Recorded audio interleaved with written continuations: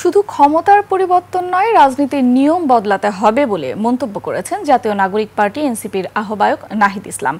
একই সঙ্গে প্রশাসনের নিরপেক্ষতা নিয়েও প্রশ্ন তুলেন তিনি। পুরনো খেলায় নতুন প্লেয়ার না হয়ে খেলার নিয়ম বদলানোরও কথা বলেন নাহিদ ইসলাম। জয়পুরহাট এবং বগুড়া প্রতিনিধির তথ্যচিত্রের ডেস্ক রিপোর্ট। শনিবার বিকেলে দেশ গড়তে জুলাই পদযাত্রার অংশ হিসেবে জয়পুরহাট শহরের শহীদ ডাক্তার আবুল কাশেম ময়দানে পথসভা করেন এনসিপির নেতারা। এ সময় এনসিপির আহ্বায়ক নাহিদ ইসলাম বলেন, শুধু হাসিনার পরিবর্তন নয়, দুর্নীতিবাজ সিস্টেমের পরিবর্তন চাওয়া হয়েছে।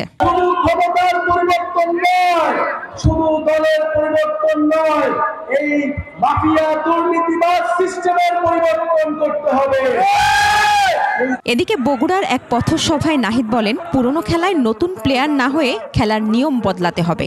আপনাদের পুরনো খেলায় আমরা অংশগ্রহণ করব না। আপনাদের চাঁদাবাজির রাজনীতিতে, আপনাদের সন্ত্রাসের রাজনীতিতে আমরা অংশগ্রহণ করব না। আমরা পুরনো খেলায় কোনো নতুন প্লেয়ার হইতে আসি নাই। প্রশাসনের নিরপেক্ষতা নিয়ে প্রশ্ন তুলে এনসিপির আহ্বায়ক বলেন, দলবাজ প্রশাসকদের অবস্থা হবে মুজিব বাহিনীর দোসরদের মতো।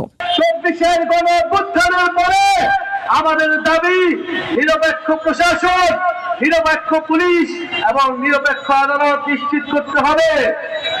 যদি কেউ সেই পুরনো কায়দায় দলবাজ প্রশাসকদের মতো আচরণ করে, তার পরিণতিও ফ্যাসিস্ট মুজিববাদীদের দোসরদের মতোই হবে। বগুড়ার পাশে এনসিপি আছে উল্লেখ করে দলটির মুখ্য সমন্বয়ক নাসির উদ্দিন পাটোয়ারি বলেন, আর কোনো স্বৈরাচার তৈরি হতে দেয়া হবে না। জুলাই গণঅভ্যুত্থানের যে মহানায়কেরা রয়েছে, জুলাই গণঅভ্যুত্থানের যে পার্টি রয়েছে, এনসিপির হাত ধরে আগামীর বগুড়া গড়বে।